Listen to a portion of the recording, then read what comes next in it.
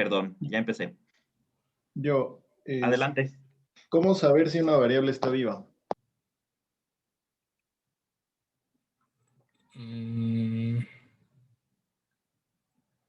Pues es que las variables vivas son valores que se van a utilizar en otras partes del programa que no es en esa localidad que es la que estamos analizando. Entonces, pues digamos que sí depende como pues de tu programa. Tendrías que ver si una variable sí va a depender de otro. ¿Sí me entiendes? No, la verdad no.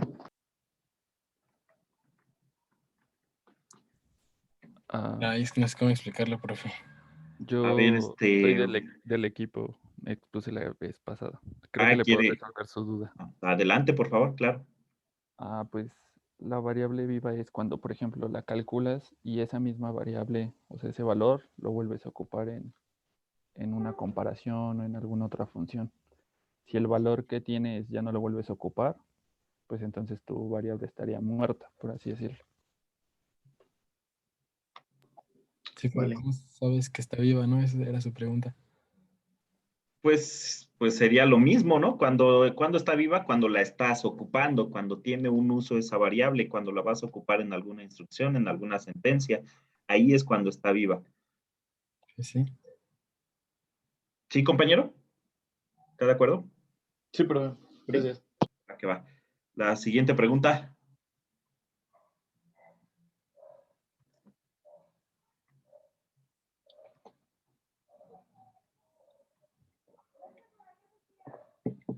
¿Alguien? No se peleen.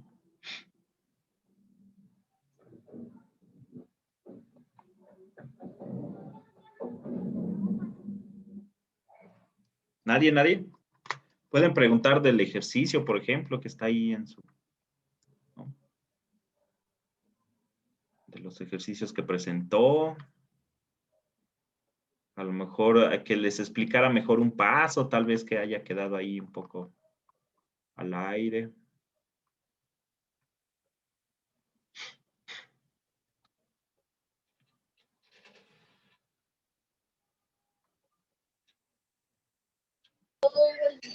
Yo, profesor, tengo Adelante. Tengo una duda en cuestión de cuando había dicho que se repetía la instrucción, pero ya era otra letra, algo así. Ajá. Pero no entendí muy bien cómo hacía la anotación en el diagrama. ¿Lo puedes repetir, por favor?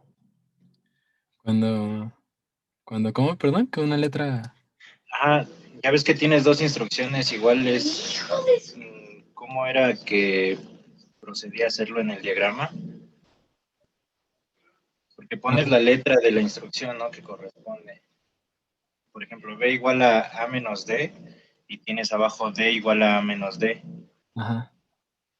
¿Cómo se ponían esas en el diagrama? Pues por ejemplo, aquí en el...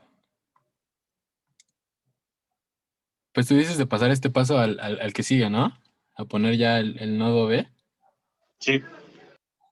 Sí, bueno, pues ya como tenemos creado como la primera parte del grafo, pues ya la siguiente, pues veríamos si existe un nodo que cumpla como con las condiciones de B.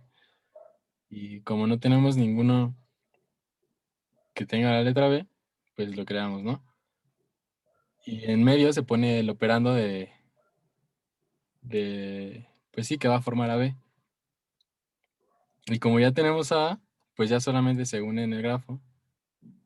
Y como no tenemos a D, pues se crea uno nuevo. Y por eso se llama D0.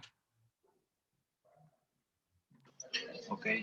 Sí, ya me quedó un poco más claro. Qué bien, muy bien. Entonces, ya por parte de este equipo, ¿ya es todo? ¿O falta alguien más? No, creo que ya es todo, profe. Es todo, muy bien. Entonces, ¿podríamos pasar a la siguiente exposición, entonces? Sí. Sí, muy bien. Ya sería el último equipo, ¿verdad? Sí, profe, ya somos el último. Adelante, por favor. ¿Ahí se ve? Sí, ya se ve.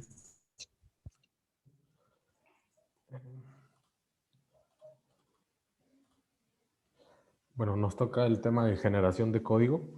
La generación de código puede considerarse como la fase final de la compilación y a través de la generación de código, el compilador pues produce un código objeto de algún lenguaje de programación de nivel inferior, ¿no? Por ejemplo, en lenguaje ensamblador, que sería como el lenguaje máquina. La generación de código pues tiene como, o sea, recibe como entrada la representación intermedia que produce el frontend del compilador junto con la información relevante de la tabla de signos, como sería el código intermedio, ¿no? Que entra. Y produce como salida un programa de destino equivalente en forma semántica. Las tareas principales del generador, pues son tres, podría decirse. La primera es la selección de instrucciones, la segunda es la repartición y asignación de registros, y la tercera sería el ordenamiento de instrucciones. Y aunque los detalles como que dependen de características específicas de la representación del lenguaje intermedio, el lenguaje destino y el sistema en tiempo de ejecución, las tareas como las tareas principales que son la selección de instrucciones, repartición, asignación de registros, pues tienen parte o se encuentran en casi todo el diseño de todos los generadores de código, que en realidad sería como el criterio más importante, ¿no? Para un generador de código que ocupa pues tener una buena manera para implementarse, probarse y mantenerse como con facilidad, ¿no? Que sería la meta primordial de su diseño. Para un generador de código, pues se espera que el código comprenda en cierto modo el entorno de ejecución de la máquina de destino y el conjunto de instrucciones que ésta tiene. El generador de código debe tener en cuenta lo siguiente para generar el código: el idioma de destino. El generador de código pues debe conocer la naturaleza del idioma de destino a la que se va a transformar el código. Ese código puede facilitar algunas instrucciones específicas de la máquina para ayudar al compilador a generar el código de una manera más conveniente. Después ocupa el tipo de IR. Debe conocer también la naturaleza del idioma destino para que el tipo de IR pues sea el apropiado. Después tendríamos la sección de instrucción, la asignación de los registros y el orden de las instrucciones, que finalmente el generador de código decide el orden en el que se ejecutarán las instrucciones, crea horarios para instrucciones y para ejecutarlos.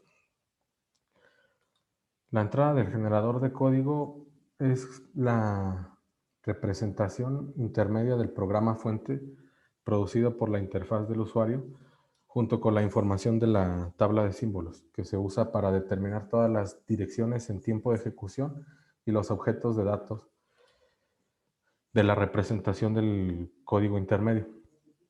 Entre las diversas opciones para la representación intermedia se encuentran representaciones de 3 direcciones, como vimos unas exposiciones atrás, que son cuadruplos, tripletas, tripletas indirectas. Y el generador de código debe asignar el programa de representación intermedia a una secuencia de código que la máquina destino pueda ejecutar. La complejidad de realizar todo esto para el generador de código pues se encuentra en el nivel de la representación intermedia, la naturaleza de la arquitectura de conjunto de instrucciones, la calidad deseada del código generado. La naturaleza de las instrucciones de la máquina destino pues tiene un fuerte efecto sobre la dificultad de la selección de instrucciones. Y aquí hay un ejemplo que dice que si la uniformidad y precisión del conjunto de instrucciones son factores importantes, si la máquina destino no soporta cada tipo de datos de manera uniforme, entonces cada excepción a la regla general requiere un manejo especial. En ciertas máquinas, pues, las operaciones de punto flotante se realizan mediante registros separados. La asignación de registros. Los registros son la unidad computacional más veloz de la máquina destino, pero por lo general como que no tenemos suficientes como para contener todos los valores. Los valores que no se guardan en los registros deben residir en la memoria y las instrucciones que involucran operandos de registros son más cortas y rápidas que las que involucran el uso de operandos de la memoria, por lo que la utilización eficiente de los registros es muy, muy importante. Y ahí radica un problema clave de la generación de código, que está cuando, pues de guardar los valores en los registros, que a menudo el uso de registros pues tiene dos subproblemas. Uno sería la repartición de registros, durante la cual se selecciona el conjunto de variables que residirán en determinados registros para cada punto del programa, y una asignación de registros, durante el cual se escoge un registro en específico para cada variable. Para eso se utiliza un orden de evaluación en el que se realizan cálculos para considerar la eficiencia del código destino. Como vemos, pues hay cálculos que requieren menos registros que otros para sus resultados inmediatos. Sin embargo, el proceso de elegir el mejor orden en el caso general es un problema NP completo, difícil, porque al principio debemos evitar el problema mediante generación de código para las instrucciones de 3 direcciones en el orden en el que el generador de código intermedio las produjo. Aquí está. Sí, y el lenguaje, algo importante para el generador de código, como vimos al principio, es el lenguaje destino, que es un requisito previo, ¿no? Que un buen generador de código esté familiarizado con la máquina destino, todo su conjunto de instrucciones, aunque pues muchas veces no es posible describir una máquina destino con suficiente detalle como para generar un buen código para un lenguaje de esa máquina. Bueno, en el libro de la fuente que utilizamos, pues se usa el código ensamblador como lenguaje destino para una computadora, por así llamarla, simple, que representaría muchas máquinas con registros. Y como definición de una máquina destino, pues es una computadora que modela una máquina de 3 direcciones con operaciones de carga y almacenamiento, operaciones de cálculo, operaciones de salto y saltos condicionales. Y subyacentemente es una máquina con direccionamiento por bytes y registros de propósito general, que sería como el registro 0 hasta el registro n-1. Un lenguaje ensamblador completo pues tendría muchas más instrucciones. Tiene operaciones de carga, que son instrucciones de dir, que carga el valor que hay en la ubicación dir y lo coloca en la ubicación de destino. Y esa instrucción pues denota la asignación, ¿no?, de un destino y la dirección. Pues la forma más común de esta dirección es LDR, X, que carga el valor que hay en la ubicación X y lo coloca en el registro R. Es ensamblador, ¿no? Las operaciones de almacenamiento, como la instrucción STX, operaciones de cálculo de la forma OP, de destino, origen 1, origen 2, donde OP es un operador como add o sub, y DST, origen 1 y origen 2, pues son ubicaciones no necesariamente distintas. También utilizamos saltos incondicionales, como la instrucción BRL, operaciones de cálculo de la forma OP, donde OP es un operador como add y sub, y saltos condicionales de la forma bcont RL, en donde R es un registro y L una etiqueta.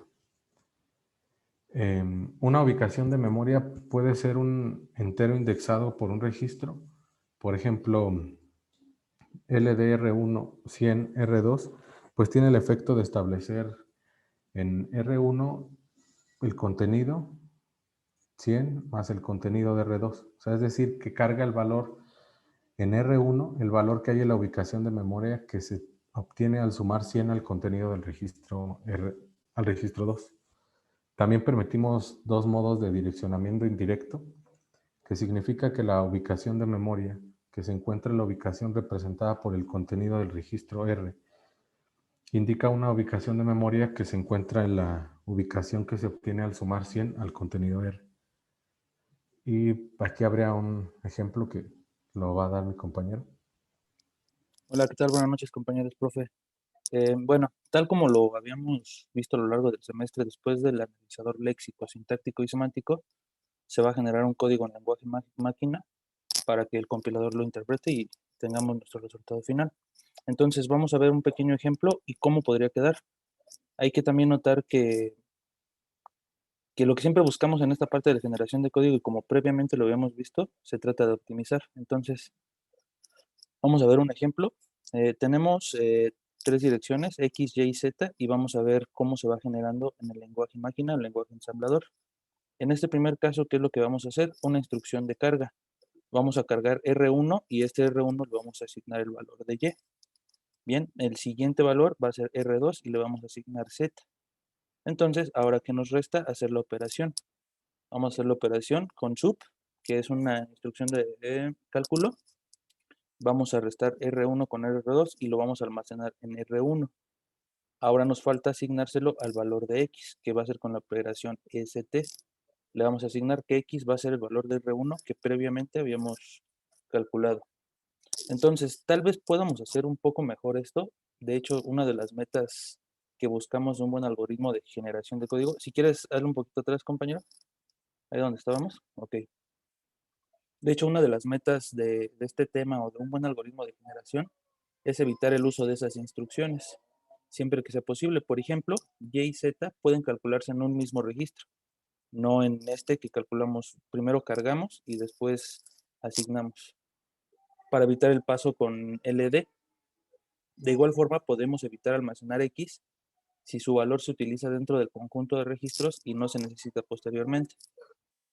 Entonces, esa sería una optimización de ese código. Siguiente, por favor, compañero. Ok, ahora vamos a suponer, como en programación en C, que vamos a almacenar valores de 8 bytes, que pueden ser los números reales. Entonces, para eso vamos a ocupar un arreglo que está dado por B igual a de I, donde I va a ser el valor. Entonces, por favor, vamos a cargar en R1 y se lo vamos a asignar ahí, que va a ser el valor de 8. Por eso es que en la siguiente expresión estamos multiplicando a R1, que es I, de anteriormente, por 8. Y bueno, vamos a hacer la operación conocida en C como el I++, para ir incrementando el arreglo y así poder almacenar los valores de 8 bits. Siguiente, por favor. Es decir, el segundo paso calcula 8i y el tercer paso coloca en el registro R2 el valor en el iésimo elemento de A, el que se encuentra en la ubicación que está 8 bytes después de la dirección base del arreglo A. De manera similar, la asignación en el arreglo A, representada por la instrucción de 3 direcciones AJ, se implementa mediante... Ok, bueno, aquí nos están explicando más bien, o le estamos explicando cómo es que se hace la asignación por lenguaje ensamblador. Sin embargo, de una manera mejor óptima, podríamos hacerlo con un apuntador, como lo hacemos con C. Siguiente, por favor, compañero. Entonces, vamos a cargar un apuntador. Recuerden que un apuntador va a asignar direcciones de memoria dinámicamente. Entonces, con un apuntador podemos hacer las operaciones de carga y si se dan cuenta, nos estamos librando de tantas instrucciones que al final de cuentas ocupan memoria de nuestro sistema. Siguiente, por favor, compañero. Es lo que les comentaba. Siguiente, por favor, sí. Ok. Vamos a ver cómo es que se pueden asignar las direcciones en el código destino. Para esta sección vamos a tener distintos métodos.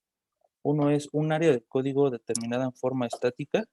Otra va a ser un área de datos estática determinada en forma estática. La siguiente, un área montículo administrada en forma dinámica. Y la siguiente, un área de pila administrada en forma dinámica. Siguiente, por favor, compañero.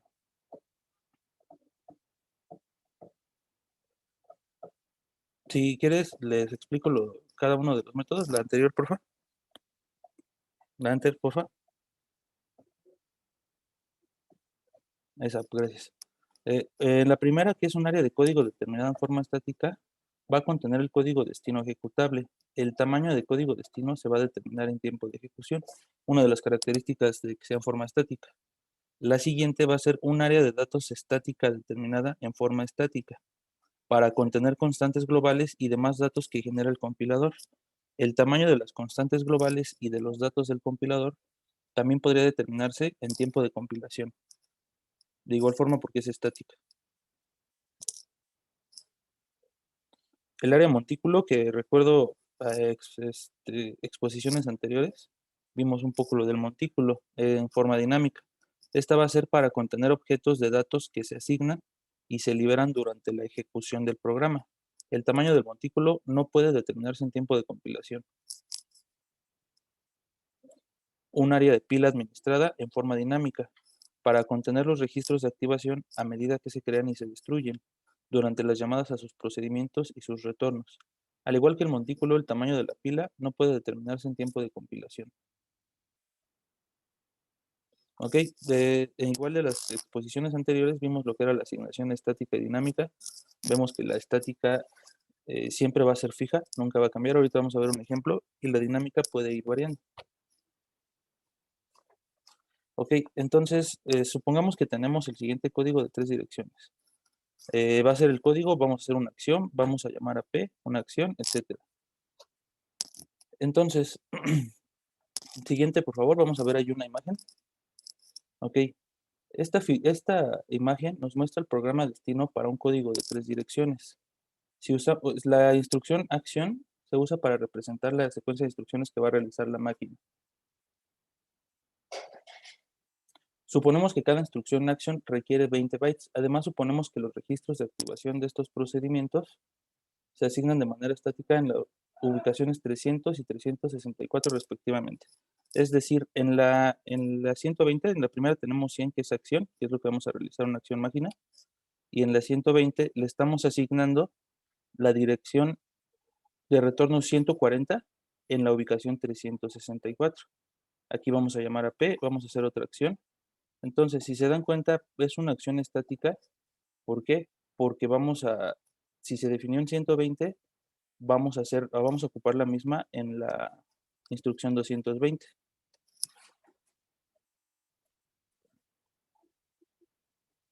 Siguiente, por favor, compañero. Ok, vamos a ver un poco de la asignación de pila. La asignación estática se puede convertir en asignación de pila mediante el uso de direcciones relativas para el almacenamiento en los registros de activación. Sin embargo, en la asignación de pila, la posición de un registro de activación para un procedimiento no se conoce sino hasta el tiempo de ejecución. Por lo general, esta posición se almacena en un registro, por lo que se puede acceder a las palabras en el registro de activación como desplazamientos a partir del valor en este registro. Las direcciones relativas en un registro de activación pueden tomarse como desplazamientos a partir de cualquier posición conocida en el registro de activación.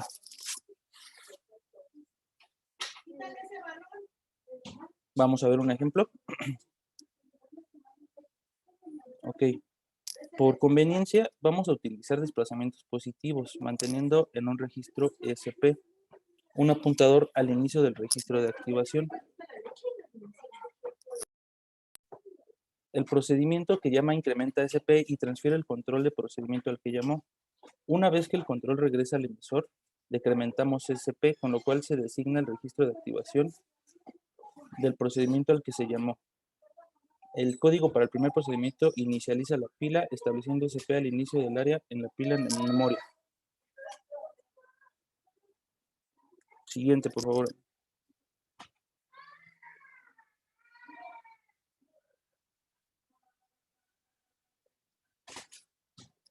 Ok, siguiente, por favor. Vamos a ver lo que son los bloques básicos de la programación. Entonces ahí va a aparecer una imagen. Los códigos fuentes generalmente tienen una serie de instrucciones que siempre se ejecutan en secuencia y se consideran los bloques básicos del código. Estos bloques básicos no tienen sentencias de salto entre ellos. Es decir, cuando se ejecuta la primera instrucción, todas las instrucciones del mismo bloque básico se ejecutarán en su secuencia de aparición sin perder el flujo del programa. Ejemplos como ellos son if, then, else, switch case, to while, for y repeat. Ok, vamos a ver cómo formar un bloque básico.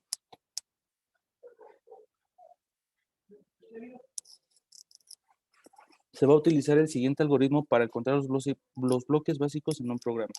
Primera declaración de un programa. Vamos a hacer la declaración de un programa.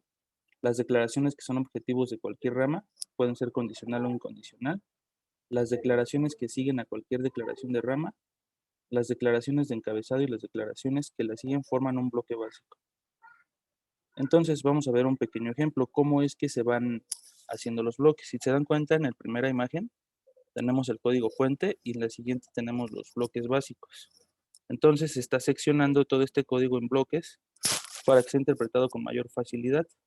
Como bien lo decía, primero va a ser la declaración del programa o la asignación de variables. W, X, va a una operación X más Y, y X mayor que Z, un if. La siguiente van a ser las declaraciones que son el objetivo del programa, que son las operaciones que vamos a trabajar, por ejemplo, Y igual a X o X más más. Y las siguientes son las que se van a encontrar en las ramas. Si se dan cuenta, está Y igual a Z, que es el que se encuentra en if, que es Z. Y las declaraciones de encabezado que forman un bloque básico. Siguiente, por favor. Ok, la representación se construye de la siguiente forma. Como lo vimos en la imagen, se va a particionar en cuatro bloques, por eso se llama de bloques básicos. Después, el flujo de control solo puede entrar en el bloque básico a través de la primera instrucción, es decir, no va a haber saltos hacia la parte media del bloque. Después, el control saldrá del bloque sin detenerse o bifurcarse, excepto tal vez en la última instrucción del bloque. Los bloques básicos se convierten en los nodos de un grafo de flujo, cuyas flechas van a indicar qué bloques pueden ir después de otros. Le toca a mi siguiente compañero, por favor.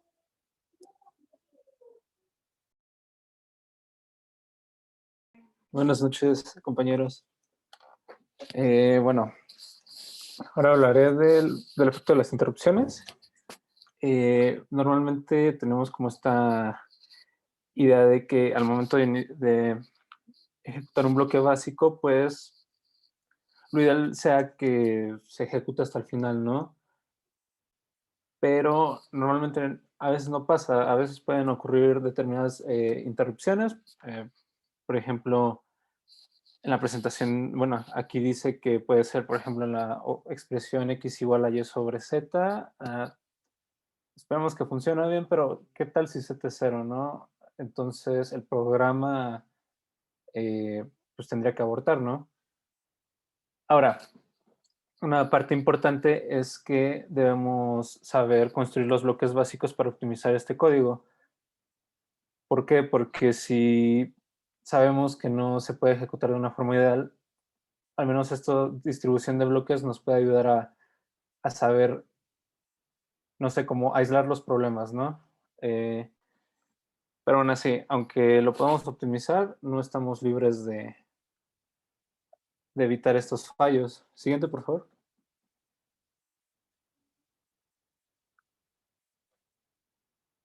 Ahora, bueno, estaba hablando de código básico. Y bueno, un bloque básico... una de las primeras tareas es particionar una secuencia de instrucciones de 3 direcciones en bloques básicos. Esto se hace mediante la identificación de cuáles son las instrucciones que inician estos bloques y hasta el momento en el que nos topemos con un salto o algún condicional o algo así, es en el momento en donde podemos ya empezar a implementar otro bloque básico, ¿no? Entonces, bueno, se lo explico un poquito más adelante. Siguiente, por favor. Dale más.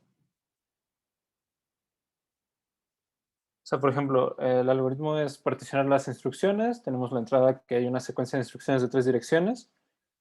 Tenemos la salida, que tienen que ser los bloques básicos. Entonces, en primer lugar, se determinan las instrucciones del código intermedio, que son líderes. Entonces, hay algunas reglas para poder identificar los líderes. Por ejemplo, la primera instrucción de 3 direcciones en el código intermedio es líder, es decir, la primera de todas ellas. Cualquier instrucción que sea el destino de un salto condicional, incondicional es líder. y cualquier instrucción que siga justo después de un salto condicional o incondicional es líder. Esto se ve mejor de una forma gráfica en la siguiente. A ver, más. O sea, si nos damos cuenta, por ejemplo, tenemos 4 bloques ya identificados, ¿no? El primero es una instrucción, el de uno inicia con una asignación, es una instrucción normal.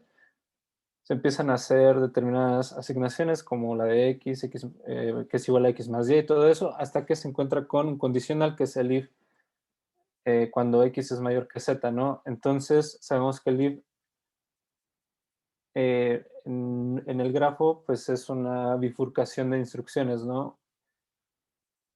Lo que inicia después o inmediatamente después de este if, pues es una instrucción normal, ¿no? Una asignación y igual a x, y esta va seguida de un salto. Entonces sabemos que este es un bloque independiente. Lo mismo pasa con B3, es una asignación normal, y después la precede un salto. Este salto pues nos indica también que es una instrucción aparte, ¿no? Y después sabemos que cualquiera de las dos cosas llevan al paso del if. Pues ya sabemos que nada más es es una instrucción y se considera un bloque básico también. Siguiente. Ahora, bueno, el compañero de la exposición pasada también explicaba sobre los grafos, perdón, acíclicos dirigidos. Y bueno, pues son una herramienta que describe la estructura de los bloques básicos. Estos nos ayuda a ver el flujo de los valores para saber cómo se pueden comportar y cómo estructurarlos de una mejor manera. Siguiente. Bueno, él también había mostrado un ejemplo. Aquí también hay un ejemplo. Tenemos tres asignaciones. Es T0, T1 y pues bueno, las operaciones que para poder hacer la asignación, ¿no? Entonces, pues empezando con la primera, tenemos que ser T0 es igual a A más B, perdón. Entonces, sabemos que está A, B, y lo único que le debemos hacer es dirigirlo hacia el operando, y de este operando sale ya T0. Después, para la optimización, sabemos que la siguiente operación es T0 más C. Sabemos que T0 es el resultado de la operación de A más B, y esta se asigna hacia T1, que igual tiene ya el operando, y pues se sigue asignando hacia arriba, ¿no? Y ahora, en el momento de poder usar D, pues es lo mismo, ¿no? Tenemos la asignación de D, el operando, y bueno, pues el resultado de T1, y se utiliza el de T0. Entonces, así se ve la forma en la que se pueden ir distribuyendo ya los bloques básicos, ¿no? Sus operaciones, y pues el orden en el que se van haciendo estas, ¿no? Siguiente, por favor. Bueno, ahora con los ciclos, pues sabemos que conforme vayamos haciendo un programa, lo que sea, pues nos encontramos con bucles, con ciclos. Esto es pues, natural en el momento de generar algoritmos. Y bueno, estos necesitan un poder computacional un poco mayor, ¿no? Una mayor cantidad de tiempo para poderlos ejecutar. Muchas de estas transformaciones del código que se hacen pues necesitan una correcta identificación de estos ciclos, ¿no? Pero también necesitamos poderlos optimizar de una buena forma. Siguiente, por favor. Entonces, en este caso, hay varias formas de hacer una optimización de bucles. Siguiente. Bueno, sigue avanzando. Podemos identificar, por ejemplo, los códigos invariantes. Son estos códigos que, pues, aunque estén en un ciclo, pues no varían a lo largo del tiempo, ¿no? A lo mejor si tú tienes en un ciclo una variable que se represente pi, sabemos que esta no cambia a lo largo del tiempo, entonces no tiene sentido que esté en el bucle. A lo mejor lo podemos sacar a variables locales o a globales, pero pues este no se modifica y es mejor que esté afuera, ¿no? Ahora, los análisis de inducción, sabemos que hay variables de inducción, estas se denominan como los valores que son calculados a partir de estas variables invariantes, ¿no? O sea, por ejemplo, es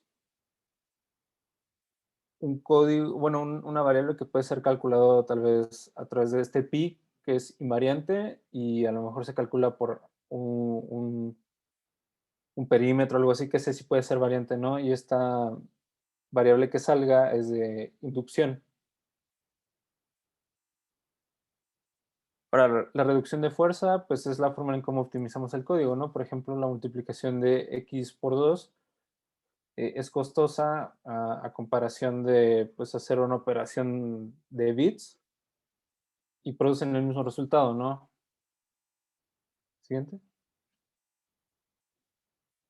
Ahora, también se había comentado el código no muerto. Este es el que tal vez nunca fue ejecutado, es inalcanzable, o si se ejecuta, su salida nunca se usa.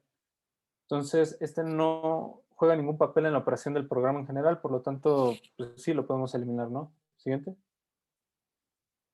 Pero también hay código que, pues, es parcialmente muerto, ¿no? No todo el código que a lo mejor, digamos, no produce una salida significativa es inútil, ¿no? Por ejemplo, hay unos que se calculan solamente en momentos específicos, puede ser un loop, y este nada más se ejecuta ahí, y ya después, conforme vayamos avanzando, pues podemos seguir ya asignando a lo mejor las variables, ¿no? Por ejemplo, aquí A, esta asignación solo se usa en el loop, pero pues ya después podemos decir que A es igual a Z, ¿no? Siguiente.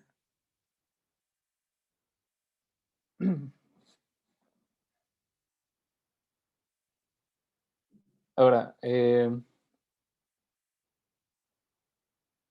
pues supongamos que el valor asignado a A nunca se usa dentro del ciclo. Bueno, en este ejemplo podemos decir que a lo mejor hay un código que nunca se usa. Este se puede denominar como código muerto y pues a lo mejor este ya se puede descartar, ¿no? Para que pues pueda haber una mejor optimización. Pero eso nosotros lo debemos decidir pues al momento de empezar a hacer ya el diseño del código y todo eso. Siguiente. Ahora, las expresiones redundantes son aquellas que se calculan más de una vez en una ruta paralela. Por ejemplo, pues tenemos una multiplicación de y por z o más z, lo que sea, pero se producen ya, o sea, en momentos paralelos y al final pues también se pueden volver a operar, ¿no? Entonces, estas son redundantes. Las que son parcialmente redundantes se calculan más de una vez, pero solamente en una ruta. Entonces, igual debemos en el diseño decidir cuáles son redundantes, cuáles pueden ser parcialmente redundantes y la utilidad que puedan tener estas, ¿no? Siguiente, por favor.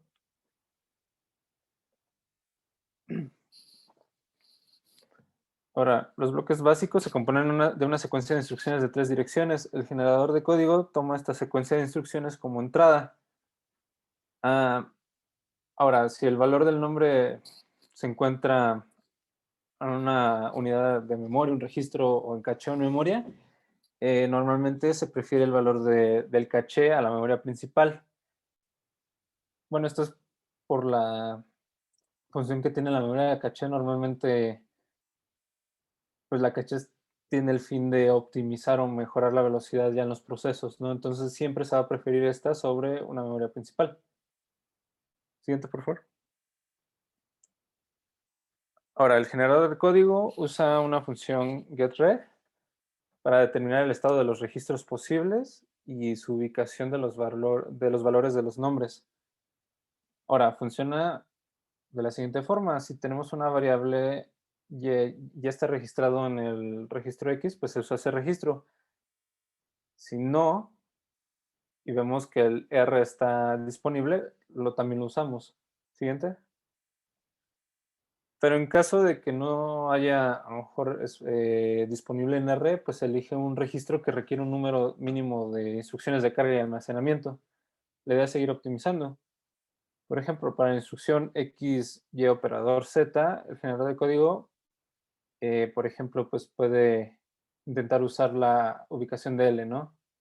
Y está en el registro, donde se va a guardar la salida de pues, la operación entre Y y Z. Entonces, getRec decide la ubicación de L y al momento de determinar la ubicación actual, pues se consultan las direcciones. Y si actualmente, por ejemplo, si Y no está en el registro de L, pues se genera una instrucción para copiar ese valor y moverlo a L. Entonces se genera una Y' y se usa la operación de mover Y' al registro L, ¿no? Siguiente. También se sigue usando lo mismo para la ubicación de Z. Entonces se genera la siguiente instrucción. O sea, se va a hacer el movimiento de la operación de Z' a L y entonces ya se asigna ese espacio del registro. Siguiente.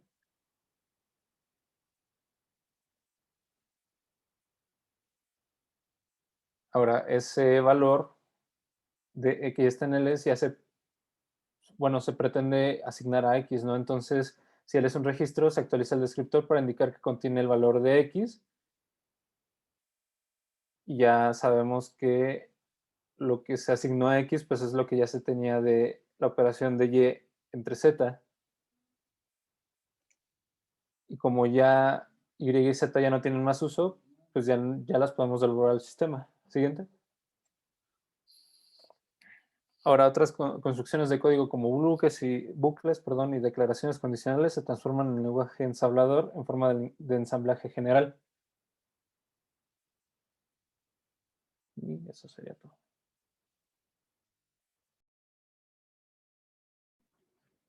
Muy bien, muy bien. Sí me gustó.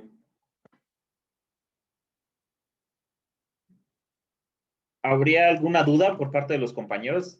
Tiene que haber 8, ya saben. La última función que dijiste de getRed o algo así, ¿de dónde la sacas o qué? Puede compartir de nuevo para que se apoye para contestar la pregunta.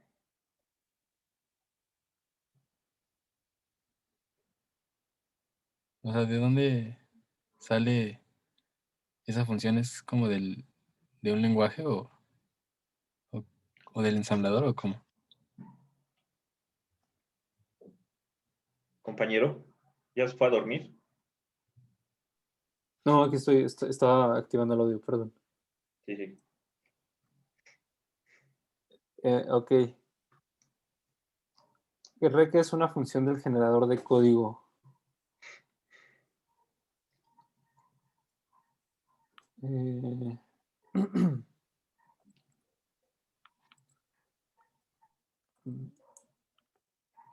Bueno, te refieres a si sale ya directamente del compilador y así, ¿verdad?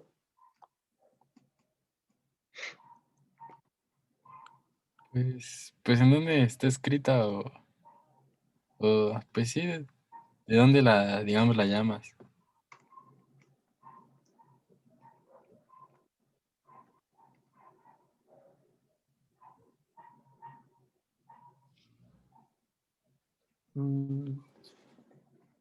Híjole, bueno, la verdad no investigué a profundidad de eso. No sé si el profe sepa. La función getRec, el generador de código. GetRec funciona de la siguiente manera. Sí, es de ensamblador. Bueno, lo utiliza el generador de código. Así, en sí, el compilador utiliza esta función para determinar el estado de los registros. Simplemente trabaja con el sistema operativo y revisan juntos qué registros están disponibles para ahí guardar los valores de las variables que se van a usar. Y ahí viene un ejemplo, ¿no? Si la variable Y está en el registro, pues se usa. Si no se usa, si no está en el registro, está disponible y usa ese registro. Simplemente es un checador de que si el registro está disponible o no para poderlo usar. Es todo lo que hace y le comento, trabaja en conjunto con el sistema operativo. ¿Sí, compañero? ¿Sí, Mario? Sí. Gracias. Por nada. Pregunta 2. ¿Me puedes recordar, por favor, las tareas del generador? Eran 3, ¿no?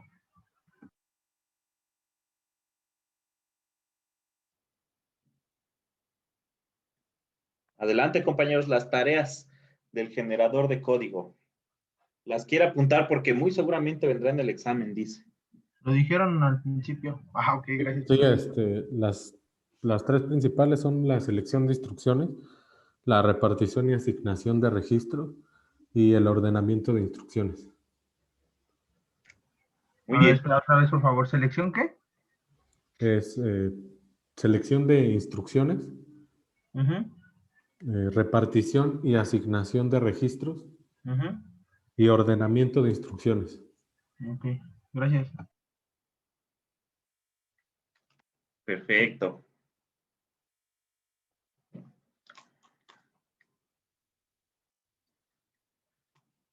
Vamos a la pregunta 3.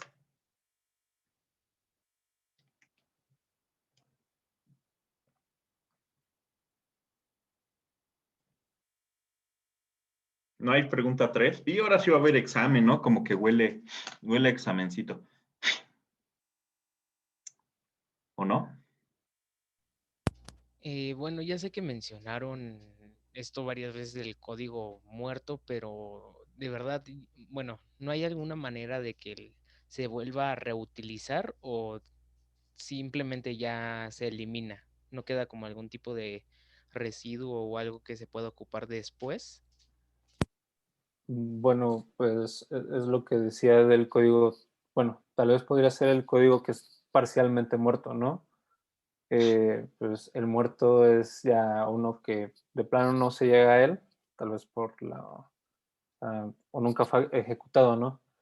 Y si se ejecuta, pues este nunca se usa. Entonces, pues ese a lo mejor ya no tiene sentido usarlo, pero si es uno que está parcialmente muerto, es como decía, ¿no? A lo mejor se usa en un ciclo y ya al momento de dejar de usar ese ciclo, por ejemplo, en la presentación decía algo así como, en el loop hay un A igual a X por Y, ¿no?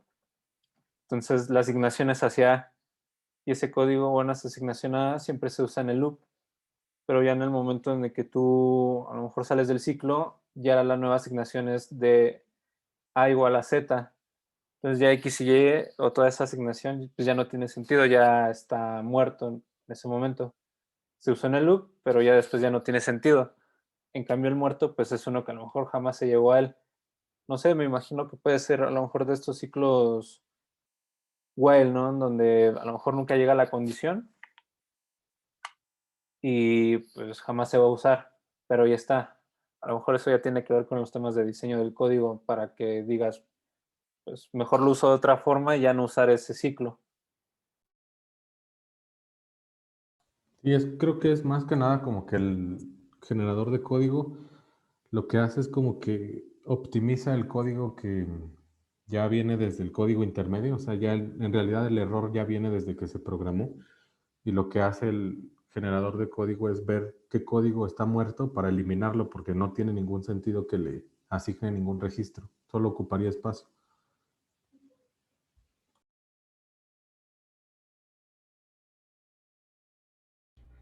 Ok, ok, gracias. ¿Cuántas van? Apenas 2, ¿verdad? No, Tres. esta fue la tercera. ¿Cuántas? ¿Cuántas? Van 3. Van 3, muy bien.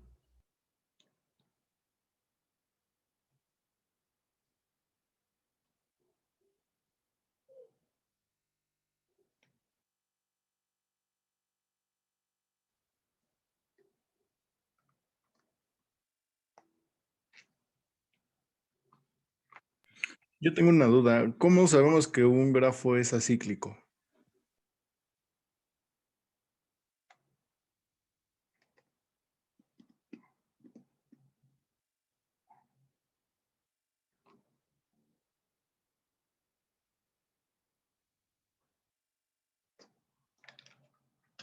Adelante, compañeros. ¿Cómo saber cuando un grafo es acíclico? Según yo recuerdo que un grafo es acíclico cuando no tiene ciclos, ¿no? De hecho, creo es por eso que va la palabra A, que es negación, y que sería acíclico que no tiene ningún ciclo. Así es, de hecho. ¿Sí, compañero? Sí, profe, gracias. Va Sí, que gracias, va. compañero. Van 4.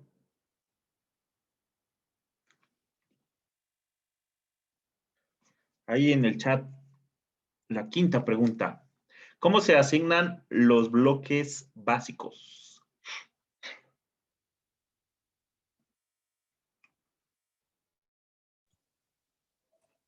Pues como les comentábamos en la exposición, dependiendo de qué tipo de código sea. Por ejemplo, para un inicio sería la declaración del programa o las variables. De hecho, no sé si pueden poner esa presentación.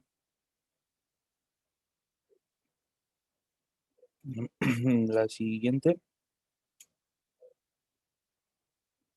La siguiente, por favor. Exactamente. La anterior. Esa. Entonces, si se dan cuenta, primero se particiona el código ¿cómo se llama? En la declaración de un programa. En este caso estamos declarando las variables W, X, Y y if, que es lo que vamos a ocupar. Después se le conoce como las declaraciones que son objetivo, que son como que lo que va a ser la condición y lo que va a incrementar. El objetivo de esas variables, que es lo que van a hacer. Y después que siguen a cualquier declaración de rama. Y como último, pues es la acción que va a realizar la condición. No sé si esa era la duda.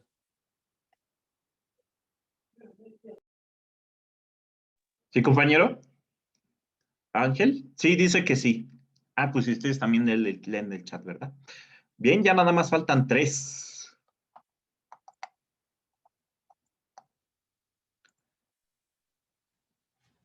¿Puedo hacer otra yo, profe? Sí, claro, adelante. ¿Cómo se diferencian los bloques básicos entre uno y otro? O sea, ¿cómo distingo de uno de otro? Ajá, o sea, es que por ejemplo, si tienes un código así muy largo, no sabría cómo.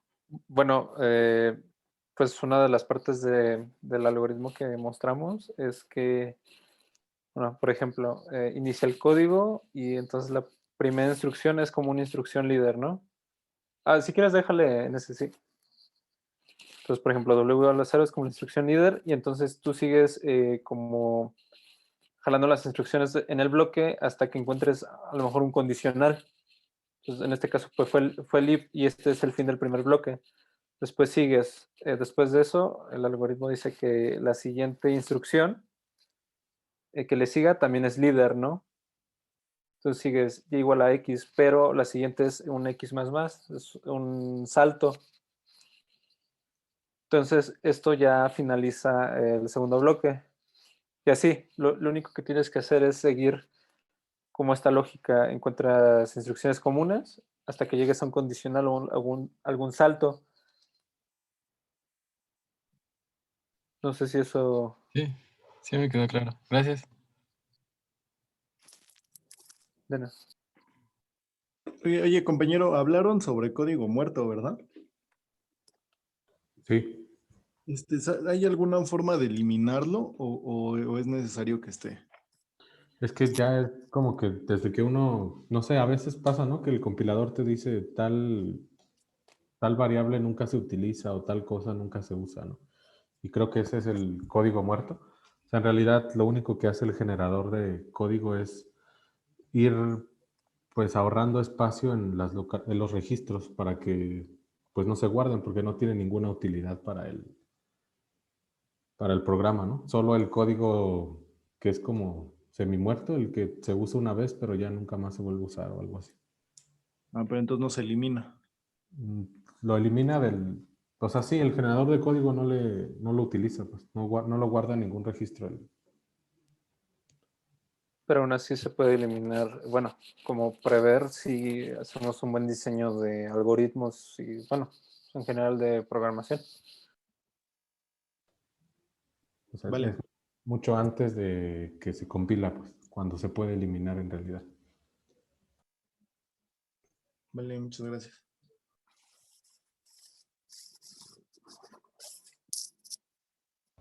Yo tengo una pregunta. Adelante, adelante. Estaba hablando y estaba silenciado. Si se encuentra un bloque básico idéntico a uno que ya estaba anteriormente, ¿qué se hace? ¿Se hace redundante o se optimiza o qué se hace? ¿Cómo? Si encuentra el compilador otro bloque básico que es idéntico a uno que ya había encontrado antes, por ejemplo, si se repite en el código y igual a x, x más más, ¿qué hace? ¿Lo guarda como un bloque nuevo o lo hace redundante, lo optimiza o qué hace? Mm,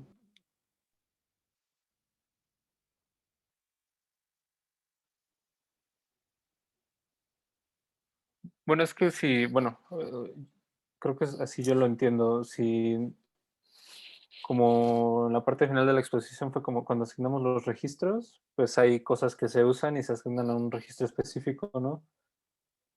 Y a lo mejor ya se accede por ellas por caché. No sé si, supongo que no puede pasar eso porque al momento no sé de que, no sé, sales a lo mejor del if, ¿no? A lo mejor te vuelves a encontrar un if después, pero entre esos dos hay como una utilización de esas variables. Pues a lo mejor ya cambió esa parte, entonces no creo que como que guarde la misma cosa, supongo que los vuelve a hacer, pero bueno, ahí no sé si sea Sí, bueno, correcto. yo pienso que tendría que ser totalmente el mismo código, desde la asignación de variable hasta el if y el incremento, como para que sí el, el compilador o la generación de código diga, pues es lo mismo, lo voy a volver a guardar, ¿no? Pero tendría que ser idéntico. Entonces, pues creo que nosotros como programadores no sé si alguna vez hemos hecho un código exactamente lo mismo, que haga lo mismo 2 veces.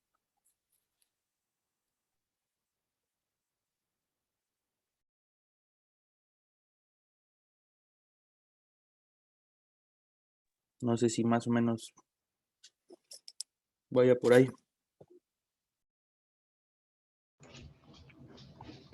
Sí, entonces tendría que ser encontrar todo ese bloque idéntico, ¿no? Para que fuera el mismo.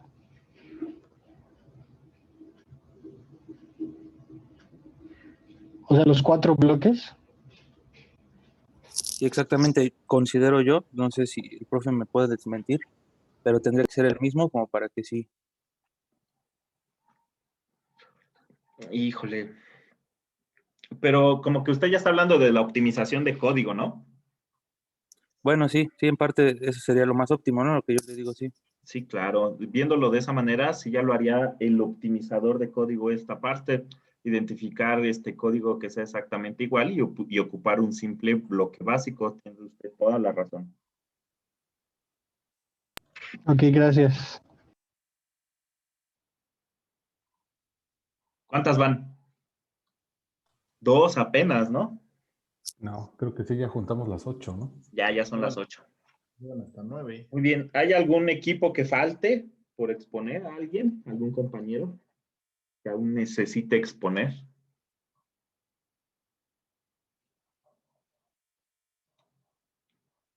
¿Ya nadie?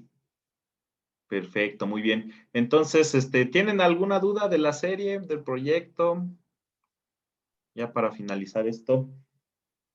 Yo, profe, el sábado le mandé WhatsApp a ver si nos podía explicar un poco un ejercicio de la tabla de parse. La tabla de parses, ¿cómo no? Se la platico rápidamente.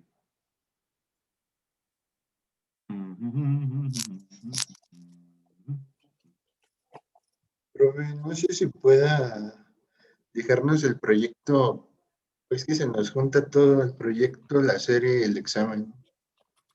¿Cuándo es el proyecto? Muchos no hemos avanzado. El mismo día de la serie, el examen. Miércoles. El miércoles, ¿verdad? ¿Qué podemos hacer? ¿Pasarlo para el viernes? Estaría Estaría bien. bien. ¿Cuál de las dos? Solo una, ¿verdad? Obviamente. Si no va a ser lo mismo. El proyecto. Sí, el proyecto. El proyecto para el viernes Y ya sí, ya estudiamos bien para el examen. está bien, sin problema.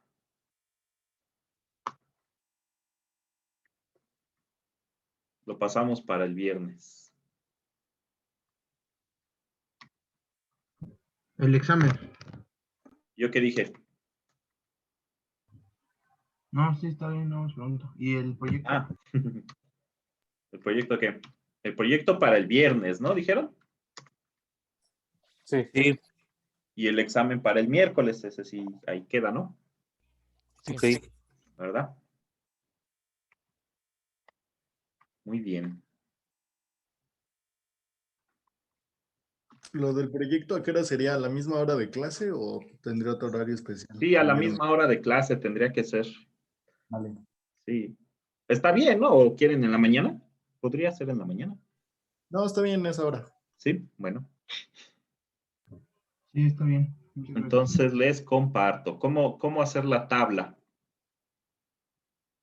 Tenemos la gramática y pues tenemos una tabla.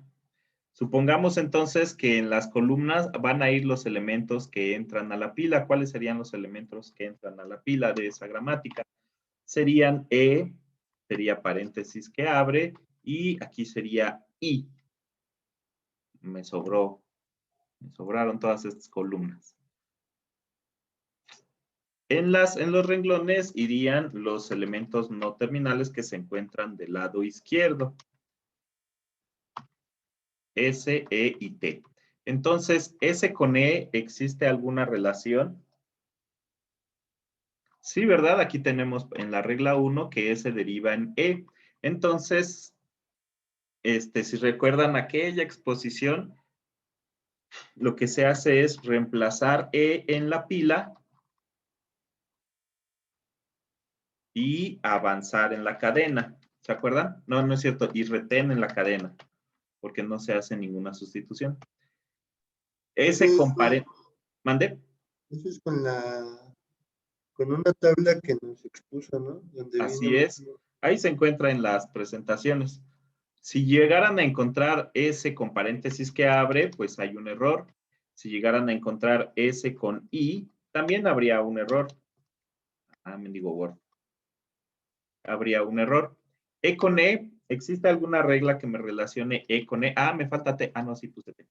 Entonces habría aquí un error también. E con paréntesis que abre, también habría un error. E con I, sí hay. Si se fijan es I, E deriva en I, entonces hacemos un pop en la pila y un avanza en la cadena, ¿verdad? Avanza.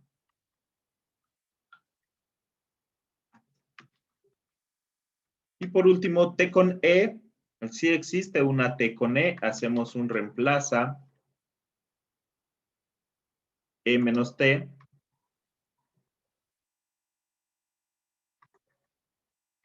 Y aquí hacemos un retén en la cadena. T con paréntesis que abre, habríamos un reemplaza E.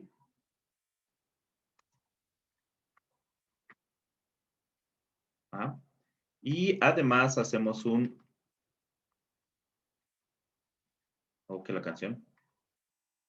Aquí como empieza con un terminal, hacemos un avanza en la cadena. Por último, T con I, pues sería un error. Y ya, así de sencilla es la tabla de parser.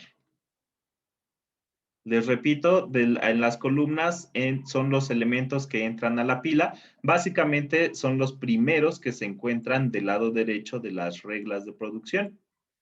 En las filas son los elementos que se encuentran del lado izquierdo de las reglas de producción. ¿Sí, compañero? ¿Qué determina que sea un retén o un avanza o eso, profe? ¿Cuál qué, perdón? ¿En cuál? ¿Qué determina que sea un retén o un avanza? Básicamente, si es un terminal. Ok.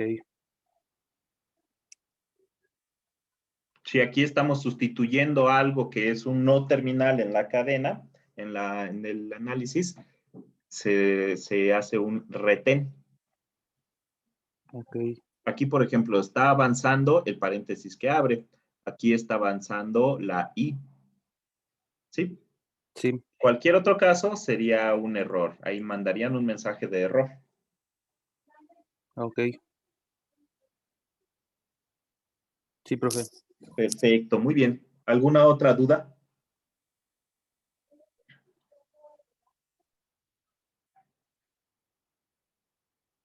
¿No? ¿Les parece bien si de esta exposición ya no dejamos mapa mental ni cuestionario en vista de que están muy cargados de trabajo? Sí, estaría genial. Bien, así le hacemos entonces.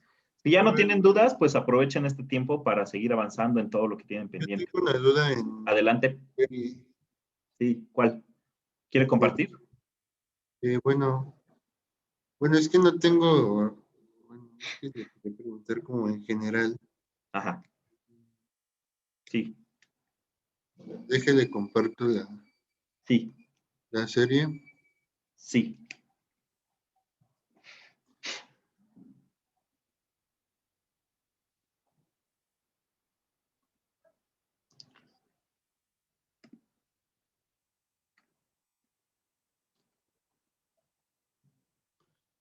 Espérame.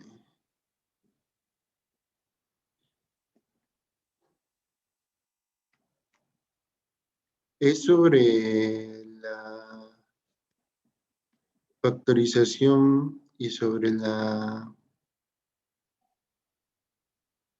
¿Cómo se llama? Eliminar la recursividad por la izquierda.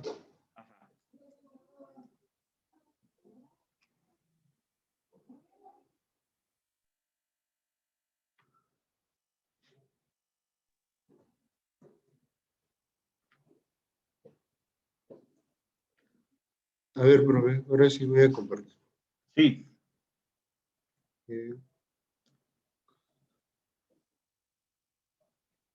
Eliminar recursividad, ¿verdad? Dijo usted. Ajá. Bueno, mi duda es, por ejemplo, para este ejemplo. Sí.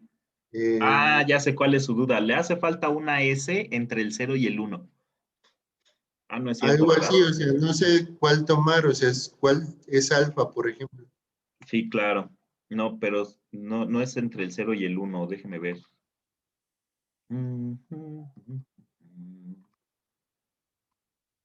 No sabe cuál tomar. No sé si puedo hacer este ejemplo. Pero esa gramática no necesita eliminar recursividad. No, o sea, pues también esa era mi duda, ¿no? O sea, y no se puede como ver por dónde elimina la recursividad, pues no hay por qué eliminar la No se recursividad. hace ese ejercicio. De hecho, no, este ejercicio no sería para... El 2 no entraría en este, ¿no? No entra. Recursividad. No entra en recursividad. Tampoco en factorizar.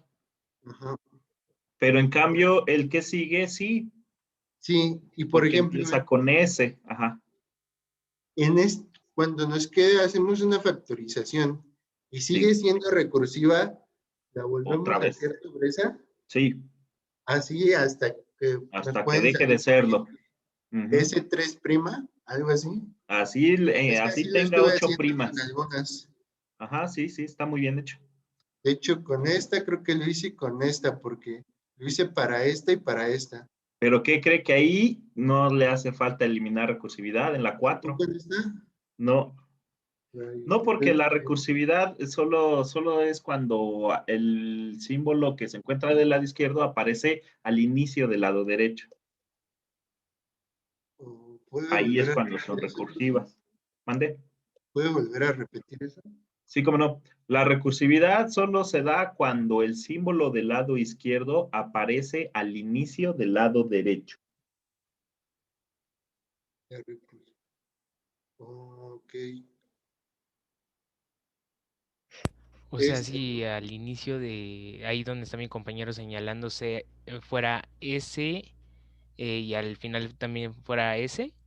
No, al final no importa, porque es recursividad por la izquierda. Lo que nos interesa es eliminar la recursividad por la izquierda. A la derecha no nos importa que haya.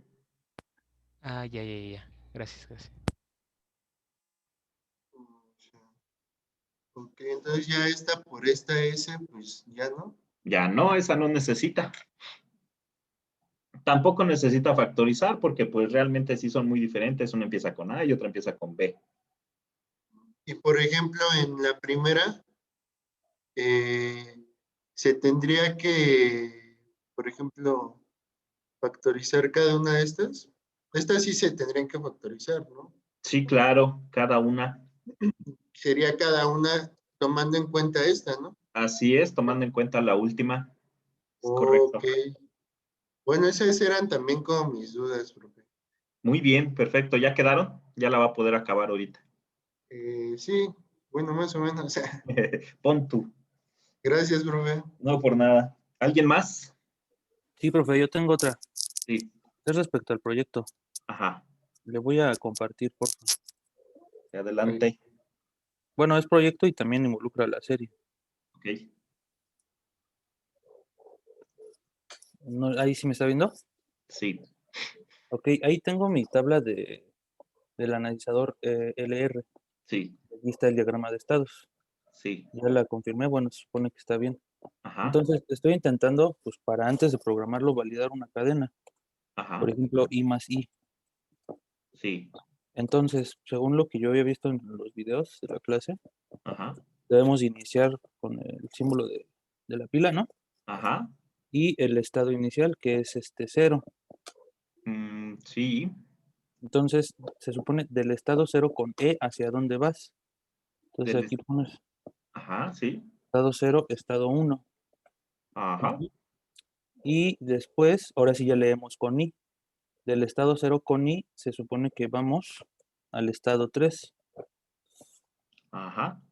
Y bueno, ese 3, por la tabla, es una regla, De reducción. reducción por regla.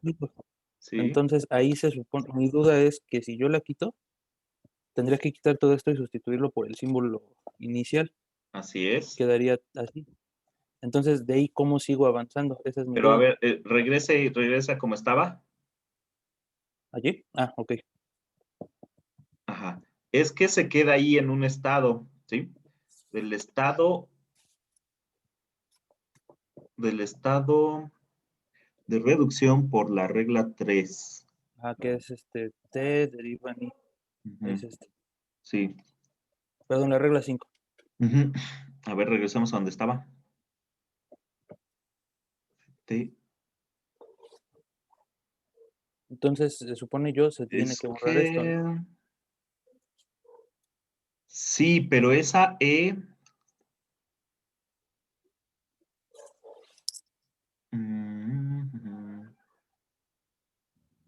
A ver, vamos desde el principio. Del estado con E llegamos al estado, del estado 0. Con E llegamos al estado 1. Del estado 0 con E. Ajá, exactamente, sí.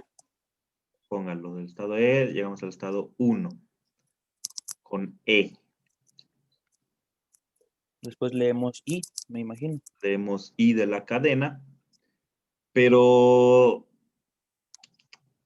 del estado 1 no hay transición con I, ¿verdad? No. Del estado 0, como no hay transición con E, pues realmente seguimos en el estado 0, ¿no? Sí. Del estado 0 con I tampoco hay transición. Regrésese a su Word. Ah, no, ¿qué hizo? A la tabla, ¿verdad? Sí. Déjame la pongo, permítame. Listo. Sí. No, pero al Word, donde estábamos escribiendo. Ah, ok, ya, perdón. Sí. Del estado.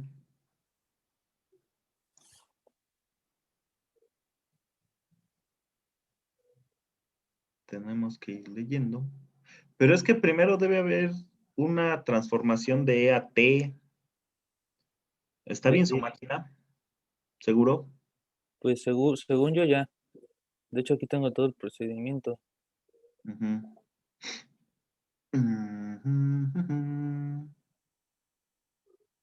¿De dónde me dice que del estado 0 a T debo de ir? El estado, a ver, bájese. Más, hasta abajo, hasta abajo. Ah, ¿dónde estábamos?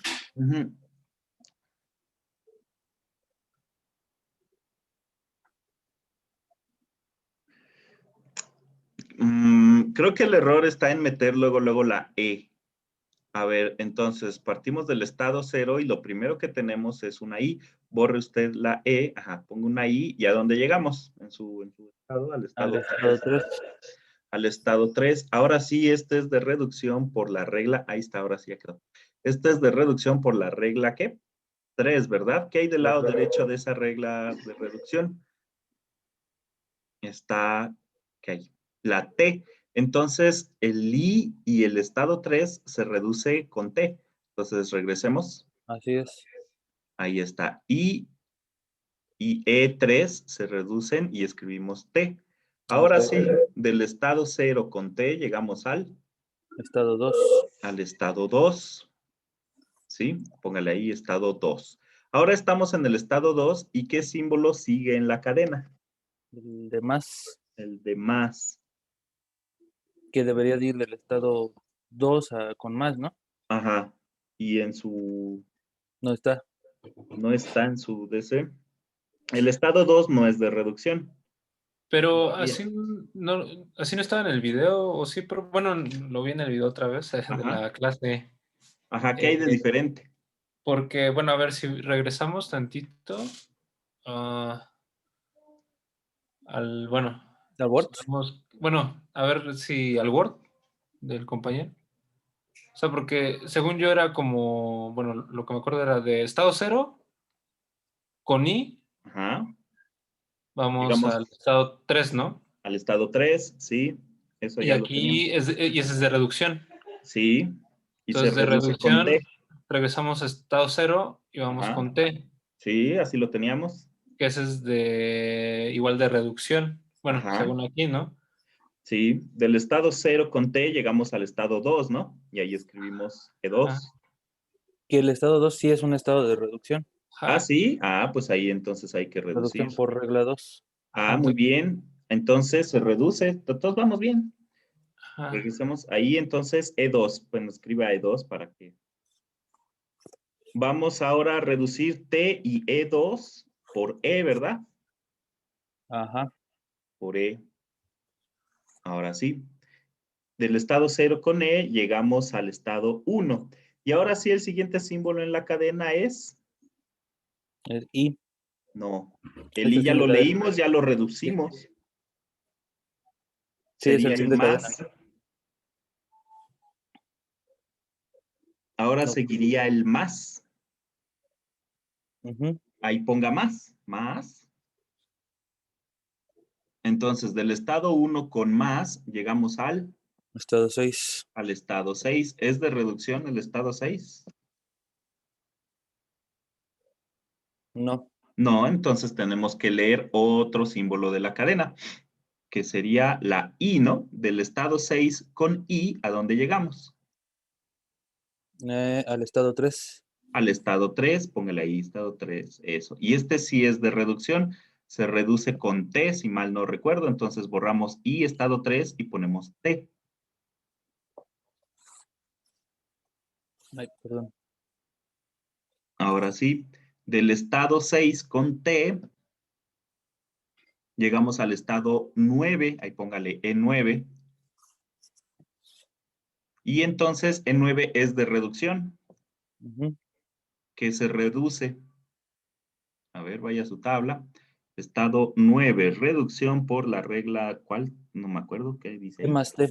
El chiste es que E más T se reduce con E. Así es. Entonces, por ahí vamos a tener E más T. Solamente va a quedar el estado 0, porque la E más T se va a reducir con E. Entonces quedará E0E. E0, escríbale ahí E. Y entonces de E0 con E llegamos al estado 1 y leemos el siguiente símbolo en la cadena, que es el símbolo de fin de cadena. Ahí lo tiene. Con ese símbolo de fin de cadena. No, ¿qué hace? Estado E0, estado 1. No. Ahí ya lo tiene. Borre hasta la E. Ya tiene E0E. La E sí escríbala, la E mayúscula. Y el siguiente símbolo, como E1 no es de reducción, tenemos que leer otro símbolo en la cadena. El siguiente símbolo en la cadena es el fin de cadena. Ponga como fin de cadena, no sé, pesitos. ¿Sí? Ahí en su diagrama de ¿qué? De E1. Le faltó poner entre la E y el pesitos E1, porque estamos en el estado 1. Déjeme No, callar. antes de pesitos. Antes de pesitos, E minúscula 1. Déjeme callar a mi perro, permítame. Silencio. Qué obediente, perro. Entonces, de E1 con pesitos, llegamos al estado E5. Sí. Ahí póngale E5, después del pesitos. Después del pesitos. Ándele. Ahora sí, este también es de reducción. ¿Qué reduce? El estado 5. Ujú. Creo que no lo tiene en su tabla, pero reduciría E pesitos a S. Sí. Es el fin de Entonces, cadena, ¿no? como ya llegamos a S, pues la cadena se valida y ya quedó. Y compañero, lo hacemos otra vez. A ver si mejor otra vez porque... Va que va. Primero tenemos la cadena. Póngale después de la cadena el pesitos. Ok. No, en la cadena. Sí. Esa es la pila, acuérdese. Sí, ya lo entendí. No, pesitos. Sí, pesitos, ok. Pesitos.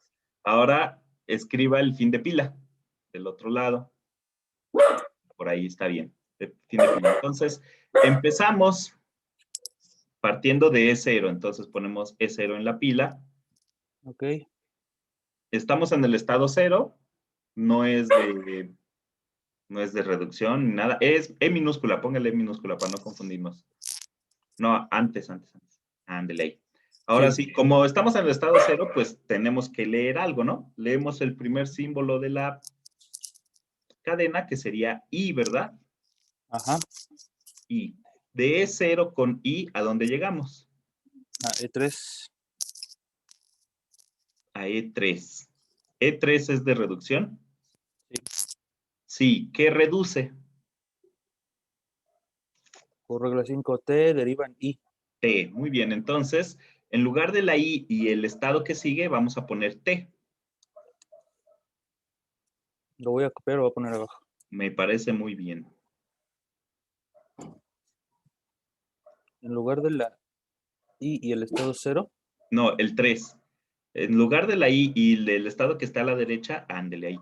Y también le va a convenir poner en la cadena, que ya leímos I, entonces copie también la cadena, póngala del lado izquierdo, pero ya sin la primera I. Ok.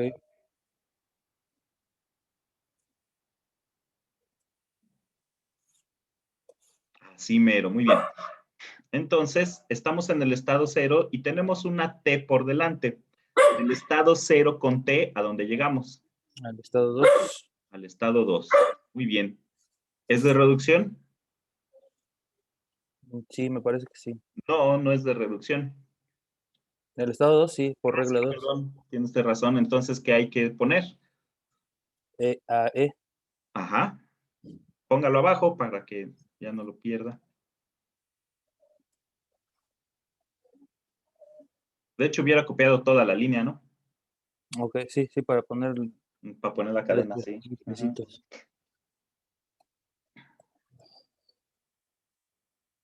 No, ¿cuál? Porque, sí, sí, claro, sí. Okay. Del estado E0 con E, ¿a dónde llegamos? El estado E0 con E al estado 1. Al estado 1, póngale ahí estado 1. Pero le quitó el más de la cadena y todavía no leíamos. Sí. Apenas lo vamos a leer. Entonces, regréseselo. Ándele, ahora sí. Entonces, copie esa línea y péguela abajo al siguiente paso.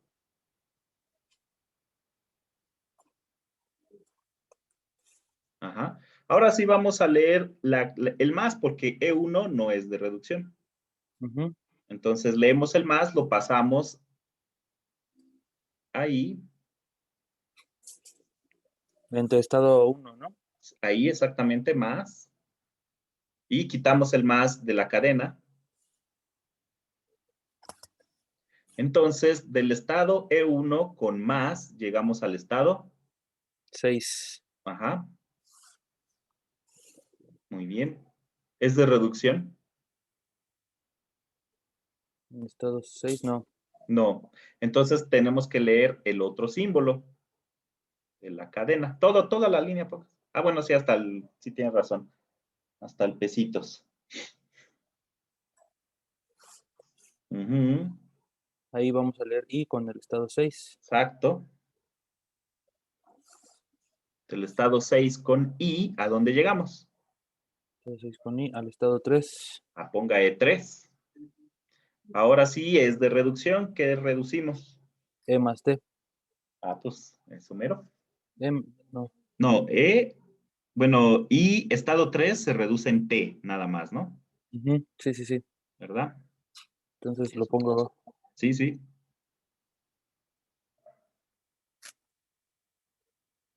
¿Qué pasó? ¿Qué pasó? Aquí pongo T, ¿no? Sí, muy bien. Y del estado 6 con T, ¿a dónde llegamos? Estado 6 con T al estado 9. Al estado 9, entonces ahí ponemos estado 9. Que ahora El sí es de estado... reducción por E más T. Exactamente. Entonces borraríamos hasta el estado 0, ¿no? Ujú.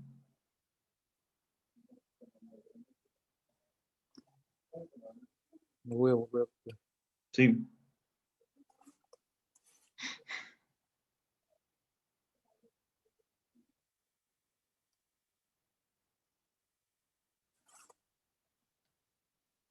Okay, y ahí el símbolo inicial que sería una E, me parece ser. Exactamente. Sí. Y otra vez, de 0 con E, ¿a dónde llegamos? Al estado 1. Al estado 1. Ajá. Ahora necesitamos leer el siguiente símbolo, que sería el pesitos.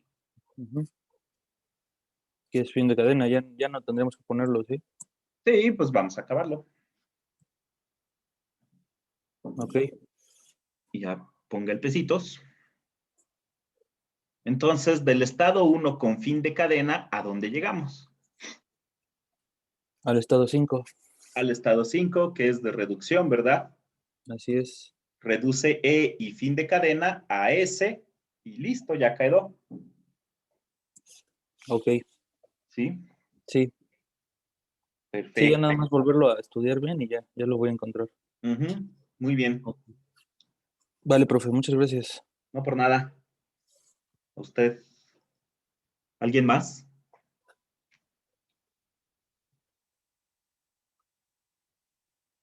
Si ya nadie más, ¿seguros? Ya para irnos a mimir. Bueno, a cenar y luego a dormir. Bueno, ustedes a trabajar mucho, ¿eh? Bueno, yo también, la verdad, voy a calificar mucho. Ni modo. ¿Nadie más, entonces? A mimir, dice Reyes. Bueno, entonces los vería